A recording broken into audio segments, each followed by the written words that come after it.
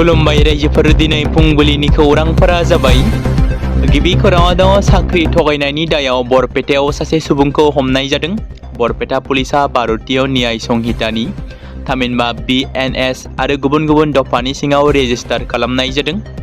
Barpeta PS case number 159/2026 जों लोब्बा थानाय सासे दायनिगिरि जायनि मुङा धर्मेश्वर राय उर्फ जितु रय बिथांखौ हमनाय जायो।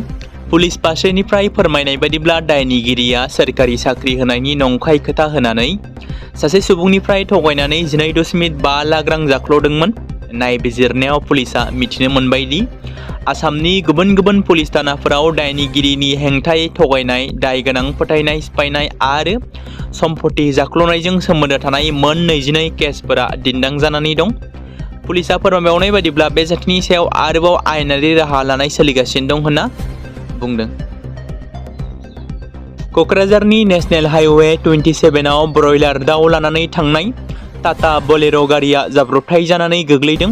सोनाब बेंगलनिफ्राय ब्रयलार दाउ लानानै गुवाहाटी फारसे थांनाय गंसे टाटा बलेर' गारिया बावैसो सिगां क'क्राझार जिल्लानि नेशनेल हाइवे 27 सेराव थानाय बटाबारि ओनसोलाव जाब्रबथायाव गोग्लैयो। सुलुंनिफ्राय मिथिनो मोननाय बायदिब्ला राजा लामायाव थांलाय फैलाय खालामनाय समाव गारिया कन्ट्रल खोमानानै बाटाबारियाव जाब्रबथाय जानानै गोग्लैयो। जाब्रबथाय जानाय जायगायाव गोबां सुबुंफोरा दसेनो जमा जादोंमोन आरो ब्रयलार दाउखौ सुबुंफोरा लानानै थांनायखौ बे समाव नुनो मोनदों। तामुलपुर डिग्री फरायसालिमायाव बारदै सिख्ला 2.0 फोरबो खुंदों। तामुलपुर डिग्री फरायसालिमायाव नैथि बोसोरारि बारदै सिख्ला फोरबो आरो सांग्रांथि जथुमा शुक्रबाराव सानसेनि हाबाफारि लानानै खुंफुंनाय जायो। बे फरायसालिमानि गोरायुं सर्गेश्वर ब्रह्मनि फिरफिला दिखांनाय बेखेवनाय हाबाफारियाव गुवाहाटी मुलुगसोलोंसालिनि प्रफेसार अनिल बर' बिथाङा नुजाथिनानै फरायसाफोरखौ डिग्री लानानैल' नङा नाथाय रोंगौथि जौगाहोनानै गावनि आथिङाव गसंनो थाखाय खावलायो आरो बे हाबाफारियाव आसाम स्किल डेभेलपमेन्ट मिशननि जिल्ला प्रजेक्ट अफिसार फारुक आहमेद आरो तामुलपुर जौगाहां ब्लकनि जयन्त बर'आ टेकनिकेल सोलोंथाइ आरो सोरखारनि बेसेन नाङै फोरोंथाइ हाबाफारिनि गोनांथिनि सायाव बिबुंथि होयो। बारदै सिख्ला फोरबो फालिनायजों लोगोसे फरायसालिमाया सा 109 ग्रेजुवेट मेरिट फरायसाफोरखौ मान बावो आरो जुबिन गार्गनि मेथाइ रोजाबनानै बे हाबाफारियाव जोंखांहोयो। तामुलपुर डिग्री फरायसालिमायाव खुंजानाय बे बारदै सिख्ला फोरबोआव ओनसोलनि गोबां मेलेमजिबि फरायसालिमानि फोरोंगुरु बिथांमोननि नुजाथिनायाव जाफुंसार हाबाफारि महरै खुंफुंनाय जायो। निउ बङाइगाव रेलवे स्टेशनाव 2 किल'ग्रामनि बांसिन सना जब्द खालामदों। रेलवे पुलिसा सनिबारखालि एबा मैया निउ बङाइगावनि रेलवे स्टेशनाव चेकिंनि समाव सम्पद क्रान्ति एक्सप्रेसजों दावबायनाय सासे दावबायारिनिफ्राय 2 किल'ग्रामनिबो बांसिन सना जब्द खालामो।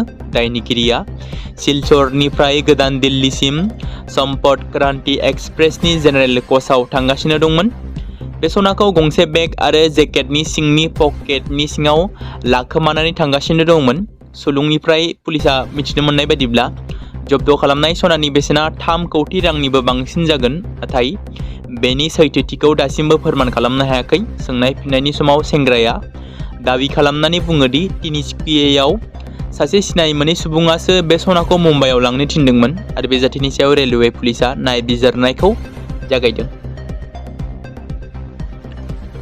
आथिखालाव जोंनि लाइमोनफ्रा बबे लामाजों थांगासिनो दं?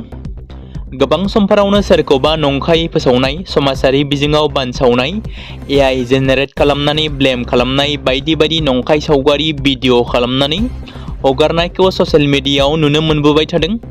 माब्लाबा BTCनि बारग' चिफ प्रमद बर', माब्लाबा आथिखालनि चिफ हाग्रामा महिलारिखौ AI जों भिडिअ खालामनानै समाजारि बिजोङाव गोसारनाय एबा गोसारहोनाय नंखाय भिडिअ क्रिएट खालामनानै फोसावनायखौ नुनो मोनो। बेबादिनो फिन बे खेबाव बिसायख'थियाव जेननायखौ लानानै प्रमद बर'खौ MLA बिस्वजित दैमारिनि गेजेराव नारा-नाथा जुजिलायनाय एबा बुलायनाय AI जों खालामनाय मोनसे सावगारिया ससियेल मिडियायाव गोसारदों एबा भाइरेल जानायखौ बे समाव नुनो मोनदों। नाथाय बेबादि गोसारनाया सैथो नङा, जेराव आर्टिफिशियेल इन्टेलिजेन्स जायखौ बुंनाय जायो AI बेनि मददजों नंखाय जेनेरेट खालामनायसो। थारैनो जोंनि लाइमोनफ्रा बेबादि नंखाय सावगारि एबा भिडिअ फोसावनानै गाव गावनि आखुखौ रायजो राजाफोरनो मा महराव दिन्थिनो सानखो? बेल' नङा, गोबां समफोरावनो सोरखौबा नंखायै फोसावनाय, सोरखौबा समाजारि बिजोङाव ब्लेम खालामनाय सावगारिफोरखौ फेसबुक, इउटुब बायदि बायदि ससियेल मिडिया एकाउन्टफोराव होनानै लागासिनो थानायखौ नुनो मोन्दों। क'क्राझार जिल्लानि सिङाव थानाय बासबारि दख'रा दुलाराय बर' फरायसा आफादा हितेन्द्र नाथ मुसाहारि फरायसालिमानि नब्लाङाव दख'रानि सिङाव थानाय 2026 मायथाइनि बर' बिजोंजों फरायनानै मेट्रिक एबा SSLC आनजादाव सेथि मासियाव उथ्रिसार जानो हानाय फरायसाफोरखौ बरायनाय आरो मान बावनाय हाबाफारिखौ मैया खुंफुङो। बासबारि गुदि बर' थुनलाइ आफादनि आफादगिरि सुरज कुमार ब्रह्म बिथाङा बेखेवनानै होनाय मान बावनाय हाबाफारियाव गाहाय आलासि महरै बाहागो लायो। दुलाराय बर' फरायसा आफादनि मानाव गेदेर लोगो गाहाय नेहाथारि दिनेश ब्रह्म बिथाङा हाबाफारियावनो मिरु एबसुनि सुबुं फोनांजाब नेहाथारि सोमदोन ब्रह्म, मावख' नेहाथारि रोदोम बसुमतारी बिथांमोनाबो माननि आलासि महरै बाहागो लायो। गुबुन गुबुन आफादफोरनि बिबानगिरि, बासबारि ओनसोलनि मेलेमजिबि, फोरोंगिरि, दिथागिरि, दख'रा एबसुनि बारग' बिबानगिरिफोर आरो गोबां फरायसालिमाफोरनि एबा फरायसालिफोरनि फरायसाफोरनि नुजाथिनायजों हाबाफारिया जाफुंसार जायो। चिरां बिजनी कुक्लं लामायाव थानाय सा सिलबारियाव शुक्रबारनि मोनायाव मोनसे गिख्रंथाव लामा जाब्रबथाय जानानै थाङो। AS26F229 रेजिस्ट्रेशन नम्बर गोनां गंसे हाई स्पीडजों सुइफ्ट गारिया उनथिंनिफ्राय गंसे स्कुटिखौ सौग्राव फैयो।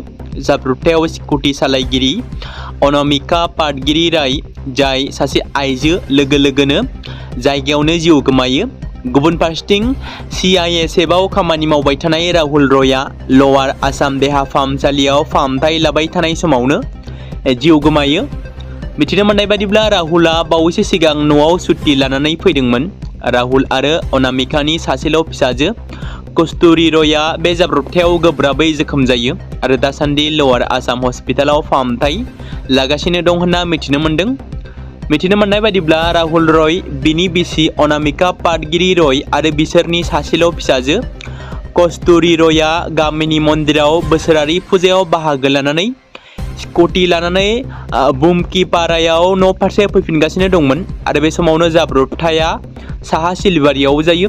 बे समावनो जाब्रबथायनि उनावनो साखा खबब्रैनि सालायगिरिया जाथाय जायगानिफ्राय खारलाङो। पुलिसा गारिखौ जब्द खालामनानै नायबिजिरगासिनो दं होनना बे समाव मिथिनो मोननाय जादों। बे समाव बाक्सा जिल्लानि भारत-भुटान सिमायारि ओनसोलखौ नायगिदिंनानै रायजो राजाफोरजों सावरायनानै जेंनाफोरनि सोमोन्दै मिथिनानै लादों जायगानि MLA बिस्वजित दैमारिया। भुटानजों लोगोसे सावरायनायनि गेजेरजों दै लाबोनायनि बाथ्राखौ बुङो MLA बिस्वजित दैमारिया। मख'नो गोनांदि बिसायख'थिनि समाव रायजोफोरनो रादाय होनायखौ मावफुंगोन तामुलपुर बिधानसभा बियाबनि गोदानै देरहानाय MLA बिस्वजित दैमारिया।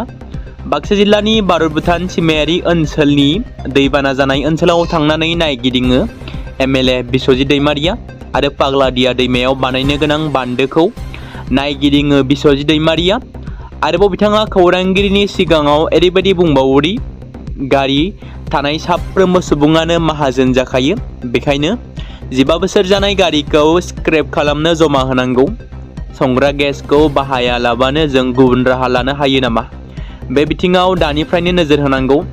बेसेन बांनाया जायफोरा मुवा बेसाद दिहुनो एबा बानायो आरो जगायो बिथांमोननि सायाव बेसेन बांनाया सोनारो। गाहाय मन्थ्रिनि बिथोन बादियै गिबि मन्थ्रिया बे बाराव सोरखारा थाव बाहायनायखौ 20% खमायनो थिरांथा लाबाय। बेफोर बाथ्राफोरखौ बुंदों तामुलपुर बियाबनि MLA बिस्वजित दैमारिया। बनसुनि बानजायनायाव चिरां जिल्लानि काजोलगावआव 4थि गायसनथाय सान फालिदों। चिरां जिल्लानि सदर काजोलगावआव मिरु बनसुनि बानजायनायाव 4थि गायसनथाय सान फालिदों।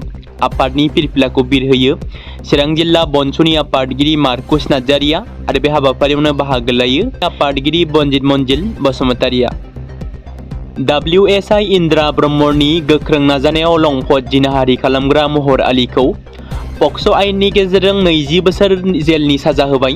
इं 2022 मायथाइनि 7 जुलाइ खालाराव गौरां दैसा सेरनि फाथो आबादथिलियाव 15 बोसोर बैसोनि उन्दै हिन्जावसाखौ जिनाहारि खालामदोंमोन दुथां महर आलीया। मख'जाथावदि क'क्राझार बिजिरसालिनि स्पेशेल जाज नुर जामाल हकनि सामलायनायाव मैया क'क्राझार जर'खा बिजिरसालिया 15 बोसोर बैसोनि उन्दै हिन्जावसाखौ जिनाहारि खालामग्रा दायनिगिरि महर आलीखौ 20 बोसोर जोबथेसालिनि साजाजों लोगोसे 20,000 रां जुरिमाना फोनाङो। सोनाब बेंगलनि गिबि मन्त्रि शुभेन्दु अधिकारीनि बारग' PA चन्द्रनाथ रडनि बुथारनाय जाथायनि सायाव नायबिजिरनाया गोख्रों जादों। मिरु नायबिजिरगिरि बिउरु थामहिनबा CBIआ गोबां हादोरसाफोराव सन्देह गोनां सुबुंफोर आरो बिसोरनि नखरफोरखौ नायबिजिरगासिनो दं। फारसेथिं CBIनि मोनसे हानजाया दायनिगिरि राज सिंहनि नखरनि सोद्रोमाफोरखौ सोंथि खालामनो थाखाय उत्तर प्रदेशनि बाल्लियाव सहैदों। गुबुन मोनसे हानजाया सोलिबाय थानाय नायबिजिरनायनि बाहागो महरै दिल्लीनि स्वरुपनगर ओनसोलाव सिग्रोमो। राज सिंहनि उकिल हरिबंश सिंहआ फोरमायनाय बादिब्ला CBIनि हानजाया शुक्रबारनि हर गेजेराव आरो फिन सनिबारनि फुङाव कटवाली पुलिस थानानि फांथेनाय खथानि सिङाव गंसे नखरखौ सोंथि खालामो। सनिबारनि बेलासियाव फिन खेबसे सोंनाय फिननाय जानो हागौ। उकिला बुङो दि नखरनि सुबुंफ्रा राज सिंहजों सोमोन्दो थानाय गासिबो फोरमानफोरखौ CCTV फुटेज, शपिं रिसिप्ट आरो गुबुन गुबुन फोरमान बिलाइफोरखौ नायबिजिरग्रा हानजानो गथायना होदों होनना रिपर्टआव फोरमायदों। CBSEनि 12 थाखोनि जोबथा आनजादाव 93.8 जौखोन्दो लानानै बर' हारिनि गेजेराव गोग्गानाय लाबोदों जुरि नार्जारिया। क'क्राझार जिल्लानि पर्बतजरा महकुमा नायगाव गामिनि थागिबि बिफा रुंसारि अनजालु नार्जारि आरो बिमा अनजालि बसुमतारिनि फिसाजो जुरि नार्जारिया देग्लायनि CBSEनि 12 थाखोनि जोबथा आनजादाव सेथि मासियाव उथ्रिसार जानानै 93.8 जौखोन्दो लानानै गासैबो आयदायाव लेटार लानानै उथ्रिसार जानो हादों। बिथांनि सेथि मासियाव 93.8 जौखोन्दो उथ्रिसार जानो हानाया बर' हारिजों लोगोसे ओनसोलाव गोग्गानाय लाबोदों।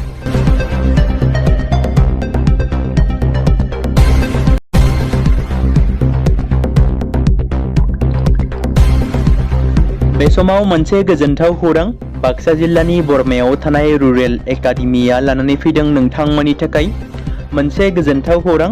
थांनाय SSLC आरो हायार सेकेन्डारिनि आनजादाव जाय फरायसा आरो फरायसुलिफोरा उथ्रिसारनो हायाखैमोन एबा फेल जादोंमोन, बेनि थाखाय रि-एग्जाम होफिननो गोसो गुदुं फरायसाफोरा थाबैनो बरमा सेकेन्ड गेटआव थानाय रुरेल एकाडेमियाव मुं थिसनफैनानै मेट्रिक आरो HS आनजादखौ होफिननो हागोन।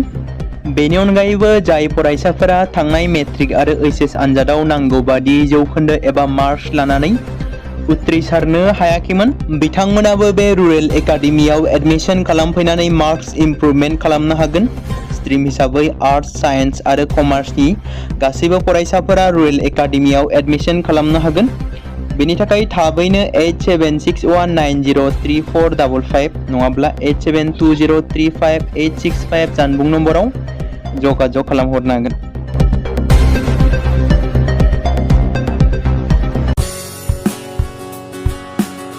बे समाव मोनसे गोजोनथाव खौरां क'क्राझार जिल्लानि सिङाव थानाय बड'लेण्ड एकाडेमि सेनियर सेकेन्डारि स्कुला लानानै फैदों BTC हालामनि थाखाय मोनसे गोजोनथाव खौरां। 2026 आरो 2027 सोलोंथाइ बोसोरनि थाखाय क'क्राझार तिनिआलिनि हल्टुगाव आउटपस्टआव थानाय बड'लेण्ड एकाडेमि सेनियर सेकेन्डारि स्कुला फार्स्ट इयारनि थाखाय प्रि एडमिशन एबा जेबो बेसेन होनाङालासे मुं थिसननाय आरो फर्म गथायनाया दासान्दि सोलिगासिनो दङ आरो बेनि गेजेराव देग्लायनि मेट्रिक आनजादाव 100आव 75 जौखोन्दोनि गोजौआव जौखोन्दो लानानै उथ्रिसार जानो हानाय साबा फरायसा एबा बिजाथिफोरनि थाखाय आबुङै जेबो बेसेन होनाङालासे मुं थिसननो आरो फरायनो थाखाय खाबु होनाय जादों आरो बेनि अनगायैबो बोसोरै फरायसा आरो फरायसुलिफोरखौ लानानै EBS ट्रिप एबा सोलोंथायारि दावबायनायखौ लानाय जायो। मख'जाथावदि बे बड'लेण्ड एकाडेमि सेनियर सेकेन्डारि स्कुलाव आर्ट्स स्ट्रिमनि थाखाय आयदा हिसाबै इंलिश, ML बड', political science, education, history, economics, advance बड' गासैबो आयदाखौ मोननो हागोन आरो बे सेकेन्डारि स्कुलाव इंराजि आरो बर' बिजोङा थागोन। मोजां सोलोंथाइ लानायनि अनगायैबो बड'लेण्ड एकाडेमि सेनियर सेकेन्डारि स्कुलाव उफ्रा सोलोंथाइ हिसाबै एनभायरनमेन्ट, फिल्ड स्टाडि बायदिखौ लानानै सोलोंथाइ लानो हागोन। बेनि अनगायैबो बे फरायसालियाव हौवासा आरो हिन्जावसाफोरनि थाखाय आलादा आलादायै हस्टेलनि खाबुफोर होनाय जादों। बेनि थाखाय नोंथांमोना आबुङै मिथिबावनो थाखाय एबा थोंजोङै फोनांजाब खालामहर 9101488399 जानबुं नम्बराव।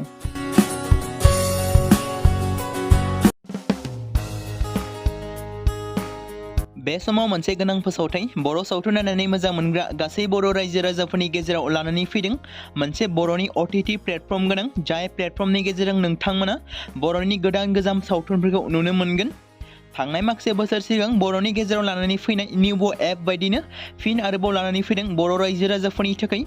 बे बाथ्राखौ मख'नाया गोनांदि 2025 मायथाइनि जानुवारि दानाव ओंखारनाय आंगो स्ट्रीम मुंनि मोनसे OTT प्लेटफर्म गोनां निउब' एपनि गेजेरजों नोंथांमोना गोबांथार बर'नि सावथुनफोर जेरै ट्रेजेडी, रमान्टिक, एक्शन आरो कमेडीजों बुंफबनाय सावथुनफोरखौ नुनो मोनगोन।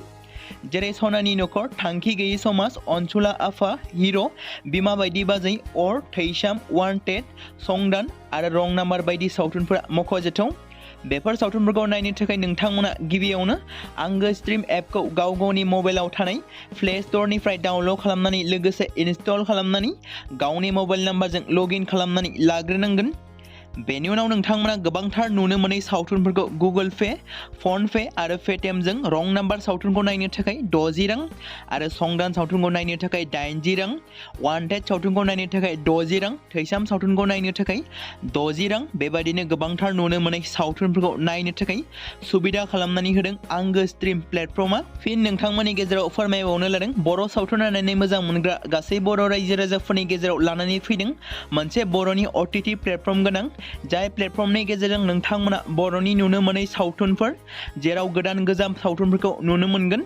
बे बाथ्राखौ मख'नाया गोनांदि 2025 मायथाइनि जानुवारि दानाव दिहुनजानाय आंगो स्ट्रीम मुंनि मोनसे OTT प्लेटफर्म गोनां एपनि गेजेरजों नोंथांमोना गोबांथार बर'नि ट्रेजेडी, रमान्टिक, एक्शन आरो कमेडीजों बुंफबनाय सावथुनफोरखौ नुनो मोनगोन। जेरै रं नाम्बार, संदान, वान्टेड, थैसाम, अर, बिमा बायदि बाजै, हिर', अनसुला आफा, थांखि गैयै समाज, सनानि नखर बायदि बायदि सावथुनफ्रा मख'जाथाव। बेफोर सावथुनफोरखौ नायनो थाखाय नोंथांमोना गिबियावनो आंगो स्ट्रीम एपखौ गावनि मबाइलाव थाखानाय प्ले स्ट'रनिफ्राय इनस्टल खालामनानै गावनि मबाइल नाम्बारजों लगइन खालामखांनायनि उनाव नोंथांमोना गोबांथार नुनो मोनै सावथुनफोरखौ गुगोल पे, फन पे आरो पेटिएमजों रं नाम्बार सावथुनखौ नायनो थाखाय 60 रां, संदान सावथुनखौ नायनो थाखाय 80 रां, वान्टेड सावथुनखौ नायनो थाखाय 60 रां, थैसाम सावथुनखौ नायनो थाखाय 60 रां बेफोरबायदिनो अर सावथुनखौ नायनो थाखाय 60 रां पे खालामनांगोन। बेबायदिनो गोबांथार नुनो मोनै बर' सावथुनफोरखौ नायनो थाखाय सुबिदा खालामनानै होदों आंगो स्ट्रीम प्लेटफर्मा। बे समाव मोनसे गोजोनथाव खौरां BTC हालामनि रायजो राजाफोरनि थाखाय मोनसे गोनां फोसावथाय। क'क्राझार जिल्लानि सिङाव थानाय बड'लेण्ड एकाडेमि सिनियर सेकेन्डारि स्कुला लानानै फैदों गोजोनथाव खौरां। बड'लेण्ड एकाडेमि सिनियर सेकेन्डारि स्कुला 2026 आरो 2027 सोलोंथाइ बोसोरनि थाखाय लानानै फैदों नार्सारिनिफ्राय लानानै थाखो 9 सिम फरायसा आरो फरायसुलिफोरनि गुन गोनां सोलोंथाइनि थाखाय खम बेसेनावनो गोदानै मुं थिसननायनि खाबुखौ होगासिनो दं। मख'जाथावदि क'क्राझार जिल्लानि हल्टुगाव आउटपस्टआव थानाय क'क्राझार तिनिआलिनि बड'लेण्ड एकाडेमि सिनियर सेकेन्डारि स्कुला गुन गोनां सोलोंथाइ होनायजों लोगोसे थाखो 9 नि थाखाय इलेक्टिभ साबजेक्ट महरै मेथामेटिक्स, जिअ'ग्राफि, हिन्दी, हिस्टरि बायदि आयदाखौ लानो हागोन। मोजां सोलोंथाइ लानायनि अनगायैबो बड'लेण्ड एकाडेमि सिनियर सेकेन्डारि स्कुलाव उफ्रा सोलोंथाइ हिसाबै environment field study, English speaking course बायदिखौ लाफानानै सोलोंथाइ लानो हागोन। बेनि अनगायैबो गोजान लामा हान्थिनानै फरायग्रा फरायसा फरायसुलिफोरनि थाखाय आलादायै मोजां हस्टेलाव थानानै फरायनो हानायनि खाबुफोर होनाय जादों। बेनि थाखाय नोंथांमोना आबुङै मिथिबावनो थाखाय एबा थोंजोङै फोनांजाब खालामहर 9101 488 399 जानबुं नम्बराव।